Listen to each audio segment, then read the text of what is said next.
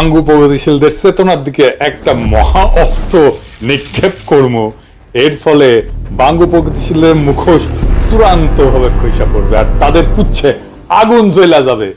তাদের প্রগতিশীল প্রতারণা আর ভণ্ডামি ভরা বয়ানের চেতনা এই বিল্ডিং এর মতো ধইসা পড়বে। আগের 2 এপিসোডে আমরা 71 সাল নিয়ে আওয়ামী বাম বয়ানকে জয় বাংলা কইরা দিছি। প্রথম এপিসোডে আওয়ামী বাম বয়ানে পাকিস্তানে ভুয়া অর্থনৈতিক শোষণের ন্যারেটিভে জয় বাংলা করেছি। দ্বিতীয় এপিসোডে 25শে মার্চ 70-এর নির্বাচন এবং তার আগের পরের ঘটনাকে জয় বাংলা করে দিছি।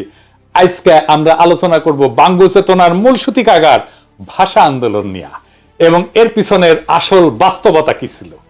আপনারাও বুঝবেন 7 জন্মের জাউরা আওয়ামী লীগ এবং বামেরা বাংলাদেশিদেরকে কি রকম উজবুক বানাইছে এই 50-55 বছর। এই এপিসোডের শেষ পর্যন্ত দেখলে আপনারা নিজেরাই তাজ্জব হইয়া যাবেন। তাদের প্রতারণার ভণ্ডামি দেখা আজকে আমরা 52 চেতনার বয়ানকে পুরাপুরি ধূলিসাৎ কইরা জয় বাংলা কইরা দিব। এর সাথে ভারত, আওয়ামী লীগ এবং বাম বয়ান আর তার চেতনার একচ্ছত্র আধিপত্য চিরতরে এই দেশ থেকে লোপ পাবে। চলেন আল্লাহর নামে শুরু করা যাক। প্রথমেই দেখব কি আছে সেই আওয়ামী বাম বয়ান। 1947 সালে পাকিস্তান রাষ্ট্রের আবির্ভাব হয়। তাকে মানে আওয়ামী বাম বাঙ্গু বয়ানে কয় আর কি। পাকিস্তান গঠন হওয়ার পরে পশ্চিম পাকিস্তানের শাসক গোষ্ঠী বিশেষ করে পাঞ্জাবিরা পূর্ব পাকিস্তানের বাঙালিদের উপরে তাদের ভাষা উর্দু জোর কইরা চাপাইয়া দিতে চাইছিল। পাকিস্তান আন্দোলনের প্রধান নেতা পাকিস্তানের প্রথম গভর্নর জেনারেল কায়েদে আজম মোহাম্মদ আলী জিন্নাহ ঢাকা দেশে নাকি কইছিল Urdu and only Urdu shall be the state language of Pakistan. আর এটা শুনে নাকি সবাই না না করে চিক্কুর মাইরা উঠেছিল। আর তার মধ্যে ছিল নাকি সোহরাওয়ার্দীর বডিগার্ড। জিন্নাহ এই বক্তৃতা দেয় 2 জায়গায়। 21শে মার্চ রমনা রেস করছে বিশাল জনসভায় এবং সেই বক্তব্য কোনো প্রতিবাদ হয় নাই, বরং উচ্ছ্বসিত হয়েছিল জনগণ। উনি কইছিলেন ইংরেজিত কইছিলেন, কি কইছিলেন নিজেরাই শুনেন। Leave no doubt that the state language of Pakistan is going to be Urdu and no other language.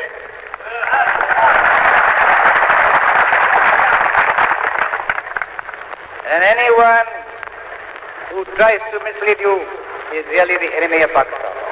Without a state language, no nation can remain tied up solidly together and prosper. Look at the history. Every government has got to have some state language. Therefore, so far as the state language is concerned, Pakistan's state language shall be Urdu. ইংরেজিত কইছিলেন, এটা ঠিকই কইছিলেন বলে বাঙ্গু প্রগতিশীলদের ধরে নেওয়া উচিত ছিল, তাই না? বাংলা এটা ছিল এরকম। এই কথা আপনাদের খুব স্পষ্ট করে বলতে চাই, পাকিস্তানের রাষ্ট্রভাষা হবে উর্দু এবং অন্য কোনো ভাষা না। যে আপনাদের ভুল পথে চালানোর চেষ্টা করবে সে পাকিস্তানের শত্রু। কিন্তু আপনি এটা কোথাও দেখবেন না। 24শে মার্চ কার্জন হলে তিনি একই রকম কথা বলছিলেন। শোনা যায় এইখানে বাঙ্গু প্রগতিশীলরা না না কইরা উঠেছিল। এটা একটা সিনেমাটিক প্রচার আছে, কিন্তু কোনো অরিজিনাল ফুটেজ এখনো পর্যন্ত কেউ দেখে নাই। অবাক লাগে না আপনাদের? আসলে বক্তব্য দেওয়ার টাইমে না না করেছিল কিনা আমার সন্দেহ হয়, তাই সেটা দেখাতে পারতেছি না, তাই সিনেমা থেকে দেখাই। হ্যাঁ দেখেন। But the new nation of Pakistan will have one national language, Urdu. এখন বাঙ্গু প্রগতিশীলরা কি কয়, কেন উর্দুকে পাকিস্তানের রাষ্ট্রভাষা করতে চাইছিল? তারা বলে বাঙালিরা যেন চিরকাল পাঞ্জাবিদের অধীনে থাকে, এর ফলে নাকি তাদের শোষণ করতে সুবিধা হবে। পাকিস্তানের শোষণের বয়ান আগের ভিডিও জয় বাংলা করেছি না এটা। এছাড়া তারা কয় যে এটা হলো চাকরি শিক্ষা সব জায়গায় বাঙালিরা পিছায় পড়বে। সবচেয়ে ভয়াবহ ব্যাপার যেটা হবে সেটা হইতেছে বাঙালিরা নাকি নিজেদের মাতৃভাষা ভুলে যাবে। সে ভাষায় কথা বলতে পারবে না, মায়ের কোলে বসে ছড়া শুনতে পারবে না। আর এই বয়ান নিয়ে বাঙ্গু প্রগতিশীলরা অনেকগুলো গান লিখেছে, তার মধ্যে অন্যতম বিখ্যাত গান হইতেছে ওরা আমার মুখের ভাষা কাইরা নিতে চায়, তারা কথায় কথায় শিকল পরায় মোদের হাতে পায়। কি অদ্ভুত একটা গান। প্রত্যেক 21শে ফেব্রুয়ারিতে বিভিন্ন জায়গায় স্কুল কলেজে সাংস্কৃতিক প্রোগ্রামে গান বাজানো হয়। এই গান হইতেছে প্রগতিশীলদের কাছে অনেকটা সোহরাওয়ার্দীর বডিগার্ডের 7ই মার্চের ভাষণের মতো। এই গান না বাজাইলে তাদের চেতনা পরিপূর্ণ হয় না। এবার আসেন এই গান আমরা বিশ্লেষণ করি, একে একে চোখে আঙুল দিয়ে দেখাই দিই। পুরা বাঙ্গু বয়ানকে জয় বাংলা করবো আজকে ইনশাল্লাহ। সবার প্রথমে যে কথা উঠে আসে সেটা হইলো ওরা আমার মুখের ভাষা কাইরা নিতে চায়। এটা তো সম্পূর্ণ মিথ্যা বানাওয়াটমূলক একটা অপপ্রচার। এখানে ওরা বলতে পশ্চিমা শাসক গোষ্ঠী অথবা পাঞ্জাবিদেরকে বোঝানো হয়েছে, তাই না? প্রথম পয়েন্ট হইতেছে কায়েদ আজম জিন্নাহ যে ঘোষণা দিছিলেন সেটা হইতেছে পাকিস্তানের সংবিধানে অফিসিয়াল ভাষা বা স্টেট ল্যাঙ্গুয়েজ কি হবে, রাষ্ট্রভাষা কি হবে, রাষ্ট্রভাষা কি হবে। কারণ মাতৃভাষা নিয়ে সে ভাষণে কোনো আলোচনা হয় নাই, তাই না? মাতৃভাষার অফিসিয়াল ল্যাঙ্গুয়েজ দুইটা ভিন্ন জিনিস। জিন্নাহ এবং পাকিস্তানের আবির্ভাবে মুখ্য ভূমিকা পালনকারী দল মুসলিম লীগ উর্দুকে পাকিস্তানের অফিসিয়াল ল্যাঙ্গুয়েজ, স্টেট ল্যাঙ্গুয়েজ আর আন্তঃপ্রদেশ যোগাযোগকারী ভাষা, যেটাকে ইংরেজিতে লিঙ্গুয়া ফ্রাঙ্কা বলে, সেটা করার সিদ্ধান্ত নিয়েছিল। এবং এই সিদ্ধান্ত যখন না হয়েছিল তখন মুসলিম লীগ করে শেখ মুজিব নিজেও। কেন উর্দুকে লিঙ্গুয়া ফ্রাঙ্কা আর অফিসিয়াল ল্যাঙ্গুয়েজ করার সিদ্ধান্ত নেয় সে আলাপে পরে আসতেছি, তবে আগে দেখি অফিসিয়াল বা স্টেট ল্যাঙ্গুয়েজ কি। অফিসিয়াল ল্যাঙ্গুয়েজ হলো একটা রাষ্ট্রের সরকারি দপ্তরে, আদালতে যে নথিপত্র, কাগজ, রাষ্ট্রীয় আর্কাইভ, চিঠি লেখা আর সংরক্ষণ করা হয় সেইটাকে রাষ্ট্রের অফিসিয়াল বা স্টেট ল্যাঙ্গুয়েজ বলে। আর লিঙ্গুয়া ফ্রাঙ্কা কাকে বলে? লিঙ্গুয়া ফ্রাঙ্কা হইতেছে দেশের বিভিন্ন ভাষাভাষী মানুষের মধ্যে যোগাযোগের কমন মাধ্যম বা মিডিয়াম। একটা দেশে বিভিন্ন ভাষার মানুষ বাস করতে পারে, যেমন ধরেন সোভিয়েত ইউনিয়ন, বহুজাতি বাস করত, Russian, Ukrainian, Georgian, Armenian, Kazakh, Tajik, Bashkir, Turkmen, Latvian, এরকম 15টা ভাষা গোষ্ঠী ছিল, বড় বড় ভাষা গোষ্ঠী। এর প্রত্যেকটা এখন আলাদা আলাদা দেশ হয়ে গেছে এবং আরো শত শত ক্ষুদ্র ভাষা গোষ্ঠীর মানুষ ছিল সোভিয়েত ইউনিয়নে। তো এদের মধ্যে লিঙ্গুয়া ফ্রাঙ্কা ছিল রাশিয়ান, আর সোভিয়েত ইউনিয়নের অফিসিয়াল ভাষাও ছিল রাশিয়ান। তো বাঙ্গ প্রগতিশীলদের ভারত মাতা তো এক গাদা জাতিগোষ্ঠী আছে না, তো ভারত মাতার ব্যাপারে আসতেছি। কারণ আসল কথা হইতেছে অফিসিয়াল ল্যাঙ্গুয়েজের সাথে নিজের মাতৃভাষা, একটা এলাকার কথ্য ভাষা বিলুপ্ত হয়ে যাওয়ার কোনো সম্পর্কই নাই, থাকতে পারে না। এটা খুব অদ্ভুত এবং স্থূল একটা দাবি, নিতান্তই হাস্যকর। কিরকম হাস্যকর দেখবেন, আমাকে বাংলাদেশের উদাহরণ দিয়ে শুরু করি।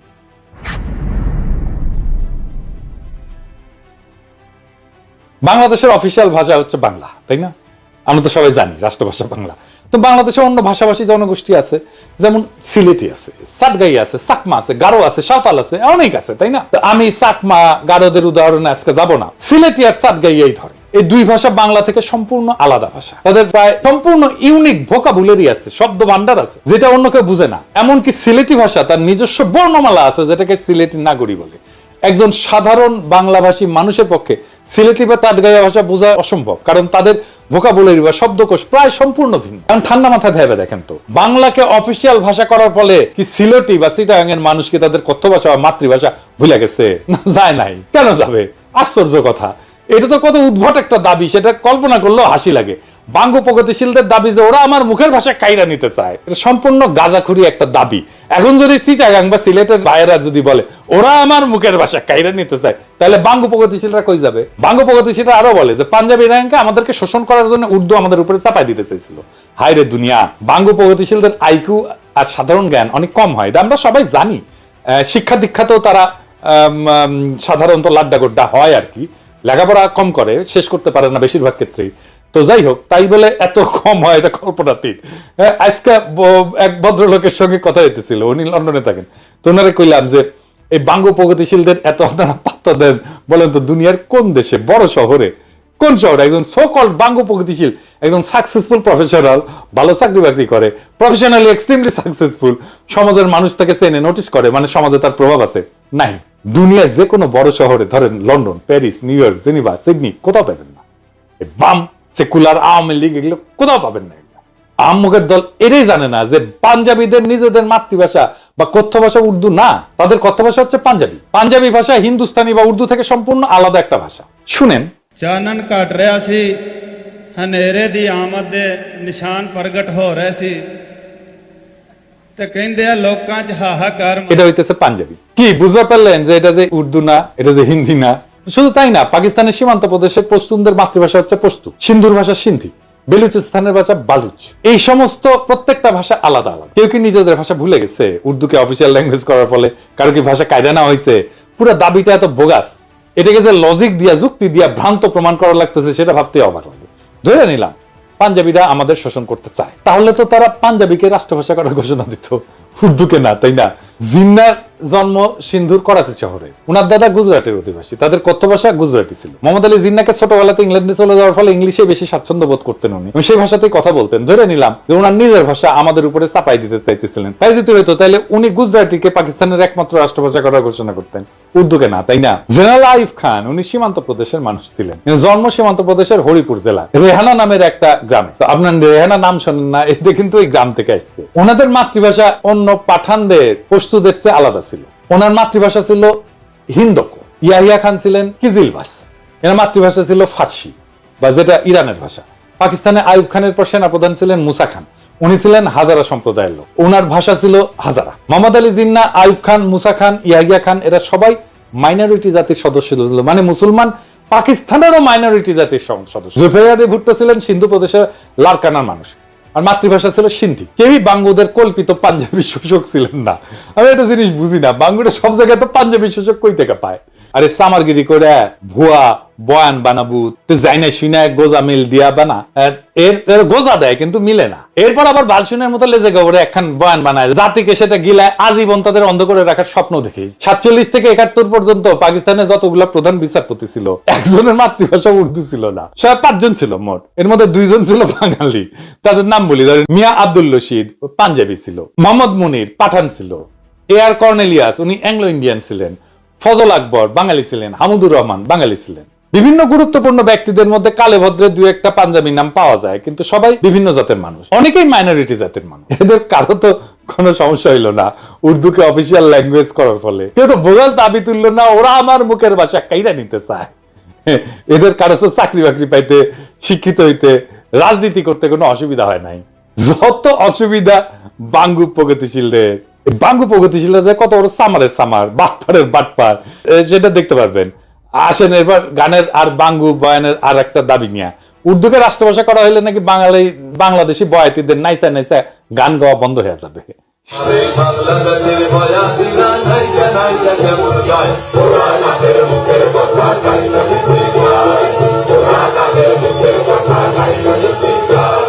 শুধু তাই না, সোহরাওয়ার্দীর বডিগার্ড তার বইতে কি লিখেছে, গায়ক আব্বাসউদ্দিন তারে কি কয় দেখেন। উনি লিখেছেন, তিনি সন্ধ্যায় চলে যাওয়ার পর গানের আসর বসলো। আব্বাসউদ্দিন সাহেব, সোহরাব হোসেন ও বেদারউদ্দিন সাহেব গান গাইলেন। অধিক রাত পর্যন্ত আসর চললো।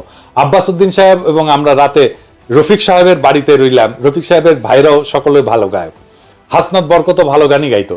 এরা আমার ছোট ভাইয়ের মতো ছিল, আমার সাথে জেলও খাটিছে। পরের দিন নৌকায় আমরা রওনা করলাম আশুগঞ্জ স্টেশনের স্ট্যান্ড ধরতে। পথে গান চললো, নদীতে বসে আব্বাসউদ্দিন সাহেবের ভাটিয়ালি গান তাদের নিজের গলা না শুনলে জীবনের একটা দিক অপূর্ণ থেকে যেত। তিনি যখন আস্তে আস্তে গাইতেছিলেন তখন মনে হচ্ছিল নদীর ঢেউগুলোও যেন তার গান শুনতেছে। তারই শিষ্য সোহরাব হোসেন এবং বেদারউদ্দিন তার নাম কিছুটা রেখেছিলেন। আমি আব্বাসউদ্দিন সাহেবের একজন ভক্ত হয়ে পড়েছিলাম। তিনি আমাকে বলছিলেন, মুজিব, বাংলা ভাষার বিরুদ্ধে বিরাট ষড়যন্ত্র চলতেছে।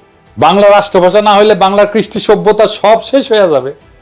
আজ যে গানকে তুমি ভালোবাসো এর মাধুর্য মর্যাদা নষ্ট হয়ে যাবে।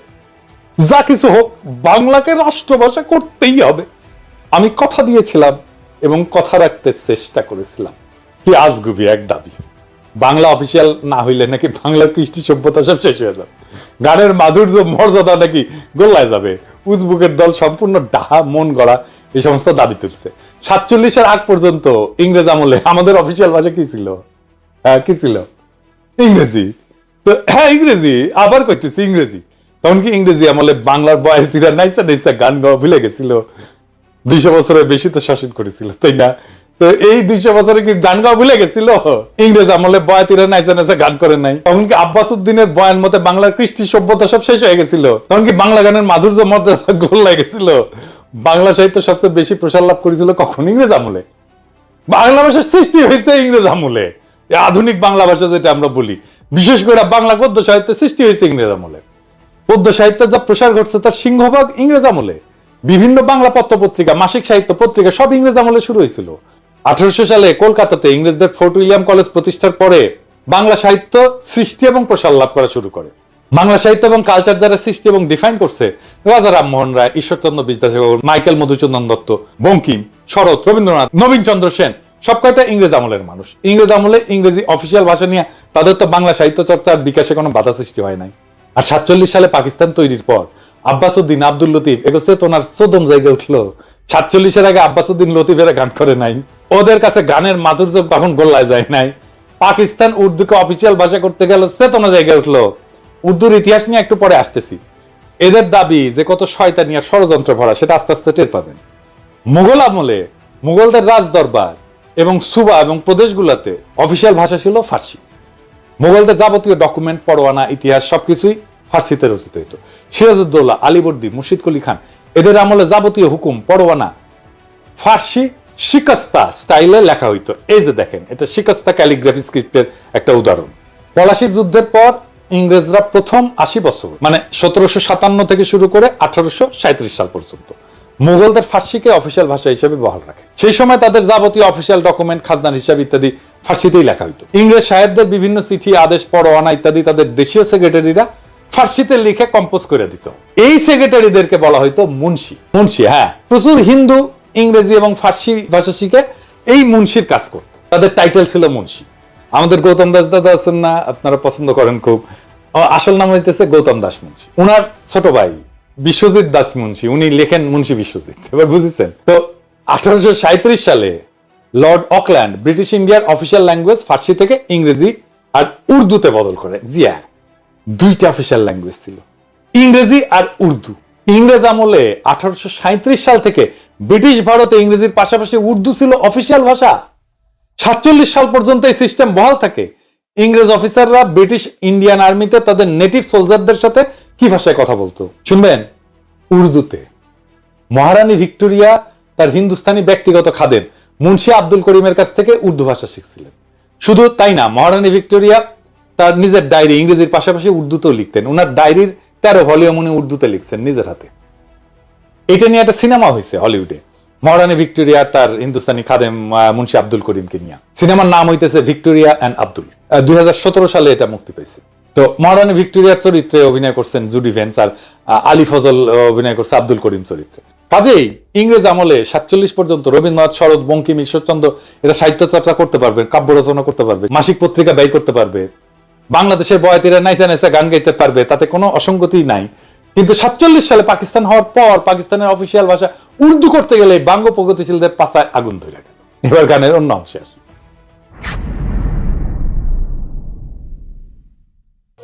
আর কথা বলে কইরা রাখতে কইরা যায় ঘুম পাড়াই না গাই তো দেখার ও মায় সোনা মানিক জাদু বলে চুমা দিয়া লইত বলে সোনা মানিক জাদু বলে চুমা দিয়া লইত বলে আরো জাদুর কইরা কইত মরে আর জানা মার বুকে যায় ওরা মায়ের মুখে কথা কইতে যায় ওরা মায়ের মুখে কথা কইতে। আচ্ছা বলেন, অফিসিয়াল ভাষার সাথে দুঃখিনী মায়ের তার সন্তানকে সোনা মানিক জাদু বলে চুমা দিয়া লইত কোলে আয়সান আমার বুকে, আয়ের সম্পর্ক কি? ইংরেজ আমলে কি কোনো বাঙালি রমণী তার সন্তানকে বাংলা ভাষায় সোনা মানিক জাদু বলে চুমা দিয়া কোলে নেয় নাই? কি আশ্চর্য একটা দাবি। বাঙ্গ প্রগতিশীলরা আবার এর মধ্যে দুঃখিনী মায়ের ঢুকেছে। কত বাটপারেরা। পাকিস্তান প্রতিষ্ঠা হওয়ার পরে জিন্নাহ এবং তার পরবর্তী গভর্নর জেনারেল আর প্রধানমন্ত্রী খাজা নাজিবুদ্দিন তাদের ভাষণে সুস্পষ্ট করে বলছিলেন যে পাকিস্তানের কোন প্রদেশের প্রাদেশিক অফিসিয়াল ভাষা কোনটা হবে সেটা প্রদেশের আইনসভা ঠিক করবে, কিন্তু অল পাকিস্তান লিঙ্গুয়া ফ্রাঙ্কা হবে উর্দু। আগেই বলছি, পাকিস্তানে বহু ভাষার মানুষ বাস করত, পাঞ্জাবি, বাঙালি, পাঠান, বালুচ, হাজরা, সিন্ধি, কিজিলবাস। এদের সবার আন্তঃযোগাযোগ বা ইন্টার কমিউনিকেশনের জন্য উর্দু ছিল সবচেয়ে মোক্ষম ভাষা, কারণ এরা সবাই উর্দু জানতো। মানে ধরেন হাজরা সম্প্রদায়ের মানুষ বাংলা জানে না তো, বেলুচরা বাংলা জানে না তো, তাহলে রাষ্ট্রভাষা যদি বাংলা করে তাহলে কেমনে হবে বলেন তো? উর্দু শব্দটা আসছে তুর্কি ভাষা থেকে। মূল তুর্কি শব্দটা ছিল অর্দু, যার অর্থ হচ্ছে সেনাবাহিনী বা সামরিক শিবির বা ক্যাম্প। এই অর্দু শব্দটা পরবর্তীতে ফার্সি, তারপরে উর্দুতে এসে দাঁড়ায় জাবানি উর্দু, অর্থাৎ সেনাবাহিনীর ভাষা। এই উর্দু থেকেই উর্দি মানে সেনাবাহিনীর পোশাক শব্দটা আসছে। কেন উর্দু?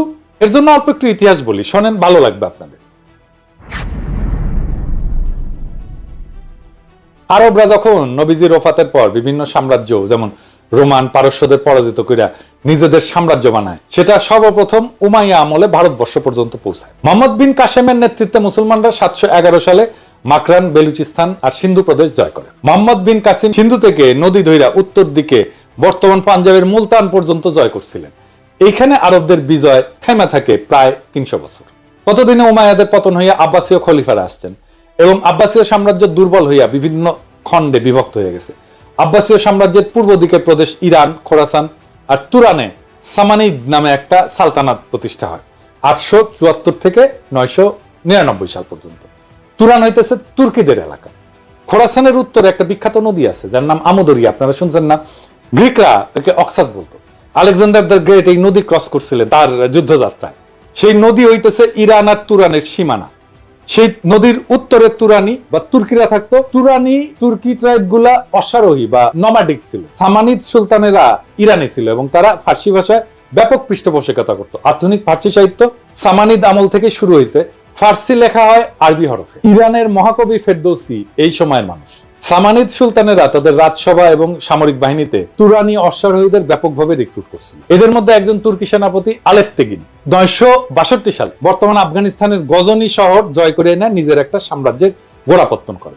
এই আলেপ্তেগিনের নাতি বা দৌহিত্র হচ্ছে গজনির বিখ্যাত সুলতান মাহমুদ, যিনি অশ্বারোহী তুর্কি বাহিনী নিয়ে ভারতবর্ষের পাঞ্জাব বিজয় করে তার সাম্রাজ্য যোগ করে। এর ফলে আরবদের বেলুচিস্তান এবং সিন্ধু বিজয়ের প্রায় 300 বছর পর মুসলমানরা বর্তমান সীমান্ত প্রদেশ পাঞ্জাব বিজয় করে। সুলতান মাহমুদ এবং পার্শ্ববর্তী গজনির সুলতানেরা তুর্কি হওয়া সত্ত্বেও তারা সামানিদ সুলতানদের অনুসরণে ফার্সিকেই নিজেদের অফিসিয়াল ভাষা হিসেবে ব্যবহার করতেন। সুলতান মাহমুদ মহাকবি ফেরদৌসিকে নিয়ে পারস্যের মহাকাব্য শাহনামা রচনা করছিলেন। আপনারা জানেন না যে বিখ্যাত শাহনামা? তো গজনির এই সালতানাত 1186 সাল পর্যন্ত ছিল। 1186 সাল পর্যন্ত আফগানিস্তানের ঘুর শহরে তুর্কিক সেনাপতি মুইজুদ্দিন মোহাম্মদ ঘুরি গজনির সালতানাতকে বিজয় করে যোগ করেন নিজের সাম্রাজ্যে। এরপর উনি 1192 সালে দিল্লির কাছে নিজের বর্ম আচ্ছাদিত ঘোড়শওয়ার হেভি ক্যাভারলি এই তুর্কি বাহিনী নিয়ে তরাইনের যুদ্ধে রাজপুত রাজা পৃথ্বীরাজ চৌহানকে পরাজিত করে ভারতবর্ষের মুসলমানদের প্রথম কেন্দ্র দিল্লি সালতানাত প্রতিষ্ঠা করেন। এই সময়ে দিল্লি সালতানাতে তুর্কি, আফগান, ইরানি এই সমস্ত মুসলিম জাতি সেনা হিসেবে দলে দলে যোগ দেয়, কিন্তু তারা অফিসিয়াল ভাষা হিসেবে তাদের আগের গজনির সুলতান মাহমুদ এবং সামানিদদের অনুসরণে ফার্সিকেই বহাল রাখে। ভারতবর্ষে মুসলিম শাসনের সূচনা হয় দিল্লি সালতানাতের মধ্য দিয়ে। এরপরে আস্তে আস্তে মুঘল বাদশাহ আওরঙ্গজেবের সময় প্রায় পুরো ভারতবর্ষ মুঘলদের অধীনে আসে। মুঘলরাও ফার্সির ব্যবহার জারি রাখে। দিল্লি ছিল সালতানাতের রাজধানী বা কেন্দ্রবিন্দু। দিল্লির আশেপাশের এলাকায় খারি বলি নামে একটা ভাষা প্রচলন ছিল। এত জাতের মুসলিম দিল্লিতে সেটেল করার ফলে তারা এই খারি বলি ভাষা ব্যবহার শুরু করে। এর মধ্যে যুক্ত হয় অসংখ্য ফার্সি আর আরবি শব্দ, মানে যেগুলো ধার করা শব্দ। আমাদের বাংলাতে অসংখ্য ধার করা শব্দ আছে। খারবলি আর ফার্সি এই দুইটা মিলে তৈরি হয় উর্দু ভাষা। একে হিন্দুস্তানি ভাষাও বলা হয় কারণ এটার উৎপত্তি হিন্দুস্তানে দিল্লি সালতানাতের সময়। দিল্লি সালতানাতের আমলে 1300 শতকে বিখ্যাত কবি আমির খসরু, যাকে ভারতের তোতাপাখি বলা হয়, উনি এই উর্দু ভাষায় সাহিত্য রচনা করেন এবং তাকে উর্দু সাহিত্যের জনক বলা হয়। এই উর্দু ভাষাকে ফার্সি আরবি হরফেই লেখা হতো স্বাভাবিকভাবেই, কারণ যারা শিক্ষিত, যারা এই সাহিত্য রচনা করতেন, তারা অলরেডি সেই হরফের রাষ্ট্রীয় কাজে ফার্সিতে ব্যবহার করতেন। এখন হিন্দুস্তানে বিভিন্ন জাতের মুসলমানদের সমাগম ঘটে। ইরানি, তুরানি, আফগান, পাঠান, তাজিক, উজবেক, হাজরা ইত্যাদি। ভারতবর্ষের মুসলমানদের সেনা সামরিতে এরকম অনেক জাতের ঘোড়শওয়ার সৈন্য সেনাপতির সমাগম হইতো। তারা এই হিন্দুস্তানি ভাষায় নিজেদের মধ্যে কমিউনিকেশন করতেন। এই জন্য এই ভাষার নাম হয়েছে উর্দু বা ক্যাম্প। বোঝা গেছে? মুঘল বাদশাহ জাহাঙ্গীর, শাহজাহান, আওরঙ্গজেব থেকে শুরু করে বাহাদুর শাহ জাফর পর্যন্ত সবার মাতৃভাষা ছিল উর্দু। শেষ বাদশাহ বাহাদুর শাহ জাফর উর্দুতে একজন উৎকৃষ্ট কবিও ছিলেন। মুসলমানরা যখন ডেকান বা হিন্দুস্তানের দক্ষিণে নর্মদা নদীর বিন্ধ্য পর্বতমালার দক্ষিণে নিজেদের সালতানাত এক্সপ্যান্ড করে, সেই ডেকানেও মুসলমানরা লিঙ্গুয়া ফ্রাঙ্কা হিসেবে উর্দু ব্যবহার করে।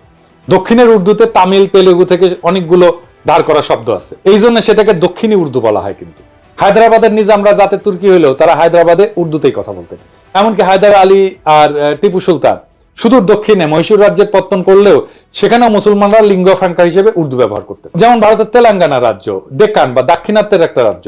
ডেকানের হিন্দুদের ভাষা উত্তর ভারত থেকে আলাদা। দক্ষিণ ভারতের হিন্দুরা উত্তর ভারতের হিন্দিতে কথা বলতে চায় না। তেলেঙ্গানার মূল আঞ্চলিক ভাষা তেলেগু। সেই তেলেঙ্গানার মুসলমানরাও উর্দুকে নিজেদের লিঙ্গুয়া ফ্রাঙ্কা হিসেবে ব্যবহার করে। এই যে দেখেন, তেলেঙ্গানার রাজধানী শহর হায়দ্রাবাদের এমপি আসাদুদ্দিন ওয়াইসি উর্দুতে বলা কথা আর ভাষণ। तरीके से उसको तरतीब दी गई कि अक्सरती तबके के लोग जीत जाएं और मुस्लिम अकलियत के लोग कामयाब होने में बड़ी मुश्किलात पेश आए। इसीलिए 2007 में सच्चर कमेटी ने कहा था, सिफारिशात में कहा कि अब जब हदबंदी होगी तो माकूल तरीके से बनाए जाए ताकि मुसलमान पार्लियामेंट और असेंबली के इलेक्शन जीत सके। পুরা উপমহাদেশে পাঠান, পাঞ্জাবি, সিন্ধি, উত্তরপ্রদেশ, হায়দ্রাবাদ, কর্ণাটক, দক্ষিণী সব জাতের মুসলমান উর্দুকে লিঙ্গুয়া ফ্রাঙ্কা হিসেবে ব্যবহার করে। কারো কারো মধ্যে কোনো কুরকুরানি কিন্তু হয় নাই। এক বিচিত্র উদ্ভট কারণে আওয়ামী ভারতীয় প্রোপাগান্ডায় বিশাল উপমহাদেশের বিভিন্ন জাতের মুসলমানদের মধ্যে শুধু পূর্ব বাংলার বাঙালিদেরকে উর্দুতে ঘৃণা করা শিখাইতে সক্ষম হয়েছে। কিন্তু হিন্দু আর্যদের সংস্কৃত ভাষা থেকে শব্দ নিয়ে উর্দু ভাষাকে হিন্দিতে রূপান্তর করার পর সেই হিন্দিকে আবার এইসব বাঙ্গ প্রগতিশীলদের কাছে জনপ্রিয় করছে। এই দেখেন আমগরে ট্যাঙ্ক ড্যান্সার আজকাল পুলিশের ভ্যানে লাথি গুতা খাওয়া আসানুল্লাহ কিনু ক্যাঙ্গে করে হিন্দি করছে, শুনে। 71 सन का मुक्ति युद्ध में पाकिस्तान हमका विरुद्ध था एवं पाकिस्तान हमका साथ लड़ाई किया था। उस टाइम से जमात इस्लामी एक आतंकवादी संगठन था जो मानुष को, आदमी को मार दिया, नारी को मार दिया। वो संगठन पाकिस्तान बैक करता है एवं वो संगठन का जो आदमी मारा था उसका लिए विचार कर रहा है, फांसी भी हो गया।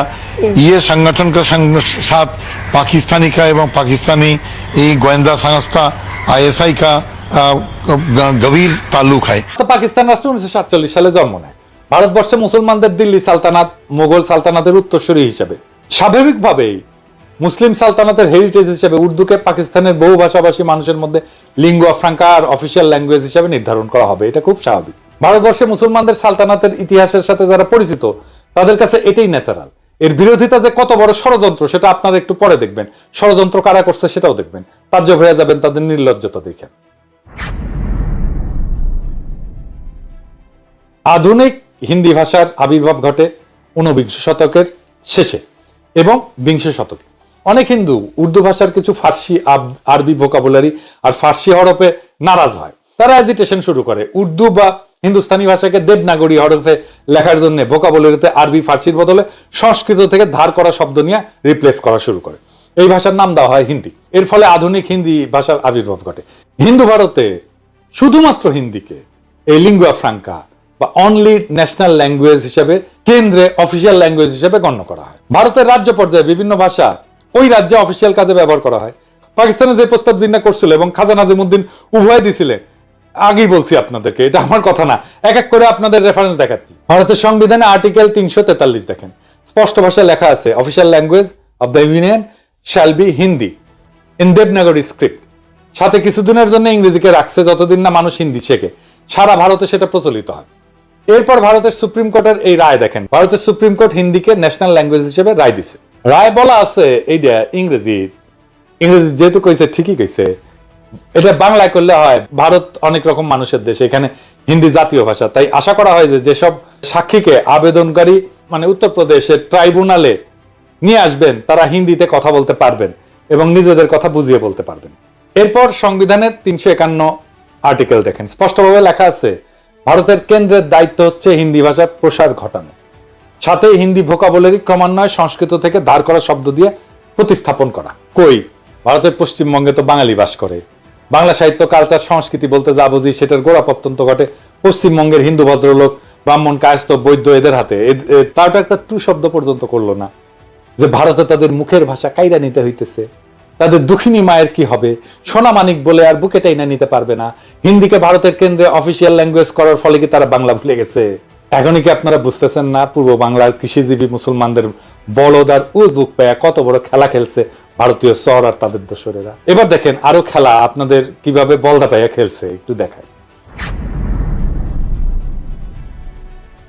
বাঙ্গু প্রগতিশীলরা রবীন্দ্রনাথ কইতে কইতে অজ্ঞান হয়ে ক্যাট হয়ে পড়ে যায়। এই যে কয়েকদিন আগে সঞ্জিতা খাতুন মারা গেল, তার লাশের পাশে রবীন্দ্রসঙ্গীত গাইলো, ভিডিও দেখেন।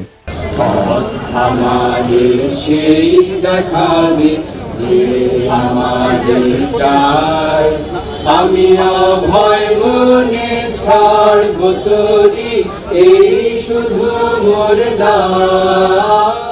এখন আপনাকে আমি এই রবীন্দ্রনাথের একটা চিঠি পড়ে শোনাইতেছি, তাহলে বুঝবেন এই বাঙ্গু প্রগতিশীলদের ভারত মাতা, আওয়ামী লীগ আর বামেলামিরা কিরকম বলদ বানাইছে। The Mahatma and the poet এই নামে একটা বই আছে, যেখানে রবীন্দ্রনাথ এবং গান্ধীর মধ্যে লেখা চিঠিপত্র সংকলন করা হয়েছে। এটা সংকলক সব্যসাচী ভট্টাচার্য আর এক ভট্টাচার্য। 21 জানুয়ারি 1918 বিহারের মতিহারি থেকে গান্ধী রবীন্দ্রনাথকে একটা চিঠি লেখে। এই পত্রে গান্ধী রবীন্দ্রনাথের মতামত জানতেছে একটা বিষয়টা হইতেছে হিন্দিকে ভারতের একমাত্র জাতীয় ভাষা বা ন্যাশনাল ল্যাঙ্গুয়েজ করার ব্যাপারে, এই ভাষাকে আন্তঃপ্রদেশ যোগাযোগ এবং জাতীয় সমস্ত কমিউনিকেশনের ব্যাপারে চালু করা গান্ধীর প্রশ্ন ছিল এইরকম ইংরেজি, যে এটা কি ঠিক না যে হিন্দি একমাত্র সম্ভাব্য জাতীয় ভাষা এবং বিভিন্ন আন্তঃপ্রদেশের যোগাযোগের জন্য ভাষা হইতে পারে? চিঠির উত্তরে শান্তিনিকেতন থেকে 24 জানুয়ারি 1918-তে রবীন্দ্রনাথ এই প্রস্তাবে সম্মতিসূচক মতামত দেন এবং হিন্দিকে ভারতের একমাত্র জাতীয় ভাষা যা আন্তঃপ্রদেশ যোগাযোগের জন্য উপযুক্ত বলে মতামত প্রদান করেন। তিনি স্পষ্ট বলছিলেন, হ্যাঁ, হিন্দি একমাত্র সম্ভাব্য জাতীয় ভাষা হইতে পারে ভারতের। আবার পড়ে শোনাচ্ছি, Hindi is the only possible national language in India. তবে এও বলেন, যেহেতু তাদের প্রজন্ম ইংরেজি শাসনের অধীনে বড় হয়েছে, ইংরেজি ভাষাতে নিজেদের মতামত আর্টিকুলেট করে হিন্দিকে সম্পূর্ণরূপে প্রচলন করতে আরেক জেনারেশন বড় হওয়া লাগবে। গান্ধী গুজরাটি, মাতৃভাষা গুজরাটি, এবং রবীন্দ্রনাথ বাঙালি, বিনা দ্বিধায় হিন্দিকে একমাত্র জাতীয় ভাষা হিসেবে মাইনে নিল। ভারত স্বাধীন হওয়ার পরে ভারতের সংবিধানেও হিন্দিকে একমাত্র অফিসিয়াল ভাষা হিসেবে ঢুকানো হইল এবং এর পাশে ইংরেজিকে রাখা হইল যতদিন নতুন প্রজন্ম হিন্দি না শিখে। যে বাঙ্গ প্রগতিশীলরা এত রবীন্দ্রনাথ বই করলে পাগল হইয়া যায়, কাইট হয়ে পড়ে যায়, সে রবীন্দ্রনাথ নিজেই তো তার দেশ ভারতে হিন্দিকে সর্বভারতীয় ভাষা হিসেবে প্রমোট করছে। এখানে বাঙ্গ প্রগতিশীলদের আইকন রবীন্দ্রনাথ হাউকা করে নাই যে সে তার মাতৃভাষা ভুলা যাবে। পশ্চিম বাংলার কোন কবি সাহিত্যিক তো এটা একটা টু শব্দ করে নাই, যেহেতু রবীন্দ্রনাথ কইছে, ঠিকই কইছে। আর জিন্না একই কথা কইয়া ভিলেন হইয়া গেল বাঙ্গ প্রগতিশীলদের কাছে। এটা কত বড় সামার বাটপারের বাটপার দেখেছেন। ভারতের কেন্দ্রে, সচিবালয়, আদালতে, আর্মিতে, সব জায়গায় অফিসিয়াল ভাষা হচ্ছে হিন্দি বা ইংলিশ। সব ফাইলপত্র, যোগাযোগ, চিঠি আদান প্রদান হিন্দি অথবা ইংলিশে করা লাগে। ভারতের পার্লামেন্টে কথা বলতে গেলে হিন্দি বা ইংলিশ ব্যবহার করতে হয়। পার্লামেন্টের মেম্বার, রাজনীতিবিদ যদি বকলম বা মূর্খ হয় তাহলে স্পিকারের বিশেষ অনুমতি নিয়ে অন্য ভাষায় বক্তৃতা দিতে পারে, যদিও সে বক্তব্য কেউ শুনে না। এই যে দেখেন, পশ্চিমবঙ্গের লোকসভার একজন সদস্য অভিষেক ব্যানার্জি, ডায়মন্ড হারবার 24 পরগনা আসনের এমপি, লোকসভায় হিন্দিতে কথা হচ্ছে। দেখেন, खबर रखिए और कुर्सी का पीटी बांध लीजिए, मौसम बिगड़ने वाला है। आप डायरेक्शन देंगी ये मुझे? पश्चिम बंगाल के चीफ मिनिस्टर ममता बनर्जी सदन के सदस्य है नहीं है, तो उन्होंने क्यों टिप्पणी किया? বাঙ্গ প্রগতিশীলরা তো ভারত মাতা শুইয়া কায়েত, এরা কিন্তু ভারত মাতার বিরুদ্ধে একটা টু শব্দ করবে না। আপনাদের কি আসলে বিশ্বাস হয় যেই সব 7 জন্মের জাউরাজ, আওয়ামী লীগ, সিপিবি, বামপন্থী বুদ্ধিজীবী সাহিত্যিক যেমন শাহরিয়ার কবির, কমিউনিস্ট মুনির চৌধুরী, যারা ভাষা আন্দোলন নিয়ে লাফাইছে, তারা কি এইটার জবাব দিতে পারবে যে যদি 47-এর দেশভাগ না হইয়া আমরা যদি অখণ্ড ভারতের অংশ হইতাম তাহলে কেন্দ্রে অফিসিয়াল ভাষা কি হইতো? হিন্দি হইতো তো, তাই না? তো তারা কি হিন্দি ব্যবহারের বিরুদ্ধে একটা টু শব্দ করতো? তারা তো তাদের গুরুদেব রবীন্দ্রনাথের আদেশ দেখে কাইট হয়ে পড়ে যেত। আসলে ওদের সবসময় উদ্দেশ্য ছিল ভারত মাতার এজেন্ডা বাস্তবায়ন করা। আমাদের আগের 2টা এপিসোডে দেখাইছি, এপিসোডের মাধ্যমে সেটা আবার স্বতঃসিদ্ধভাবে প্রমাণ করলাম আপনাদের সামনে আরেকবার। এরা সব সময় এই ভূখণ্ডের মুসলমানদেরকে দুর্বল করে রাখতে চেয়েছে, এখনো সেটার জন্য আপ্রাণ চেষ্টা করে যাচ্ছে। সেই জন্য প্রথম থেকে ষড়যন্ত্র করে তাদের দেশীয় লেসপেন্সারদের মাধ্যমে এই সমস্ত ভুয়া বয়ান তৈরি করে বিলি করেছে। পাকিস্তান তৈরি হওয়ার পর থেকে এদের উদ্দেশ্য ছিল উপমহাদেশের মুসলমানদের মধ্যে যাতে বন্ধন না থাকে, একতা না থাকে, মুসলমানরা যাতে কোনোভাবে এক দেশে বসবাস না করে। মুসলমানরা যদি একতাবদ্ধ শক্তিশালী থাকে তাহলে তো ভারত মাতার বিশাল বিপদ সামনে, তারা তাদের অখণ্ড ভারত পুনরুদ্ধারের স্বপ্ন বাস্তবায়ন করতে পারবে না। এই জন্যই ভারত নিজে হিন্দিকে নিজের অফিসিয়াল ল্যাঙ্গুয়েজ বানায় পূর্ব বাংলার মুসলমানদেরকে উজবুক বানাইছে তাদের দেশীয় দোসরের মাধ্যমে। এখনো খেয়াল করলে দেখবেন ইউটিউবে বা ফেসবুকে পশ্চিমবঙ্গের বাঙালিরা এসে এই ব্যাপারে উস্কানি দেয়। যখন কোনো উর্দু গানে বা পাকিস্তানের কোনো কিছুতে বাংলাদেশি কেউ লাভ দেয়, লাইক দেয় বা কোনো একটা কমেন্ট করে, এইসব পশ্চিমবঙ্গের বাটপাট সামাররা এসে কয় তোদের ভাষা উর্দু নাকি? কত বড় সামারেরা! তখন এরা ওপার বাংলা থেকে ভাষা আন্দোলনে ব্যাপকভাবে উস্কানি দিছিল, প্রোপাগান্ডা চালাইছিল। এদের প্রোপাগান্ডা কি জিনিস সেটা সবাই আজকে ভালোভাবে বুঝছেন। দেখেন, আপনাকে মৌলিক যখন কেন্দ্রে যায়, মোদির সাক্ষাৎকার নেয়, তখন হিন্দিতে কথা কয়। मोदी जी रिपब्लिक बांग्ला में पहली बार बहुत बहुत स्वागत है। नमस्कार। बहुत बहुत शुक्रिया आपको मोदी जी ये जो पूरा जो माहौल है, हजारों में लोग यहाँ पे आए हैं, क्या कुछ नहीं हुआ ये प्रोग्राम को बंद करने के लिए? लोगों को रोका गया, 144, 144 इशू किया गया, बहुत सारे जगहों पे रोक नहीं पाए।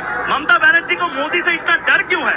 পশ্চিমবঙ্গের হিন্দু বাঙালিদের কাছে এটা কিন্তু কোনো আপত্তির বিষয় না, কিন্তু মুসলমানরা উর্দু কইলে তাদের হোগা জ্বলে যায়, তাদের হোগায় আগুন জ্বলে ওঠে দাউ দাউ করে। এইবার আসি ষড়যন্ত্রের অন্তিম পর্যায়ে। 52 সালের 21শে ফেব্রুয়ারির ঘটনা। 21শে ফেব্রুয়ারি নিয়ে যেই বয়ান প্রচলিত তাতে বলা হয় পাকিস্তানি পুলিশ হঠাৎ কইরা বলা নাই কওয়া নাই নিরীহ ছাত্রদের মিছিলে গুলি বর্ষণ করে, যেখানে তারা রাষ্ট্রভাষা বাংলা চাই স্লোগান দিতে দিতে শান্তিপূর্ণ মিছিল করতেছিল।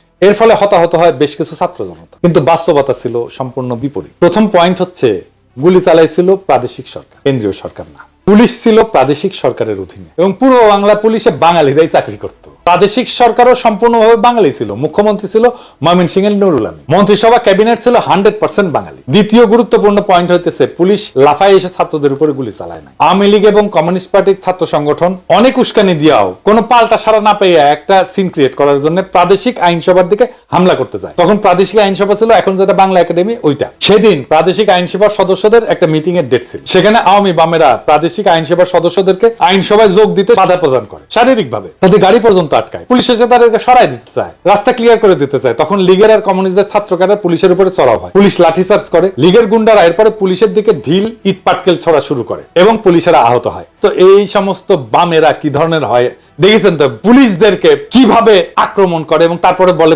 আমাকে আক্রমণ করছেন কেন, দেখেন না? এই যে দেখেন,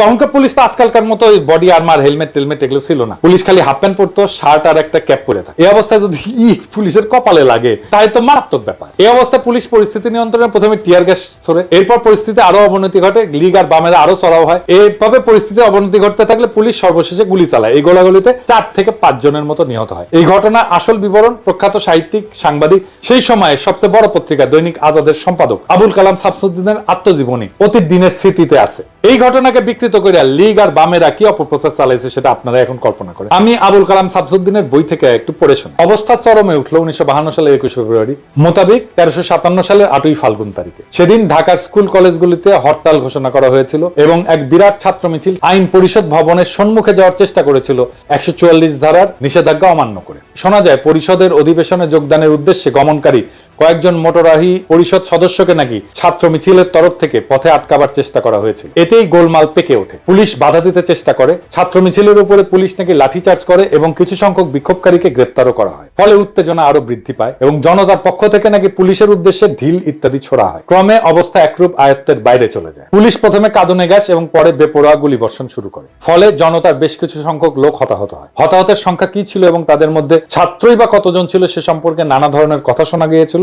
সঠিক হিসাব যে কারণেই হোক পাওয়া যায় নাই, পাওয়ার উপায় ছিল না। এই পুরো এপিসোড শোনার পরে এখন আপনারা ঠিক করেন, আপনারা কি ভারতীয় আধিপত্যবাদ নামের বৃক্ষের প্রথম শিকড় ছিল শহীদ মিনার, এটা বুঝতে পারছেন? আওয়ামী লীগের তৈরি করা হুজুগে আবেগ বাদ দিলে শহীদ মিনার এবং এই সংক্রান্ত পুরো ন্যারেটিভ হচ্ছে ভারতীয় চক্রান্তের কাছে আমাদের পরাজয়ের সর্বপ্রথম ঘটনা। এটাকে সেলিব্রেট করা আর পলাশী যুদ্ধের লর্ড ক্লাইভের বিজয়কে সেলিব্রেট করা একই কথা। প্রিয় দর্শক, এতক্ষণ যা শুনলেন তা শুধু ইতিহাস না, এটা একটা চেতনার ময়ূরপুচ্ছ ছিঁড়ে ফেলার রক্তাক্ত ঘোষণাপত্র। বহুদিন ধরে আমরা ভাবছি 21 ফেব্রুয়ারি মানেই ভাষার জন্য আত্মাহুতি, কিন্তু কে লিখছিল সেই নাটকের চিত্রনাট্য, কে বসে বসে বানাইছিল সেই ট্র্যাজেডির আবহ?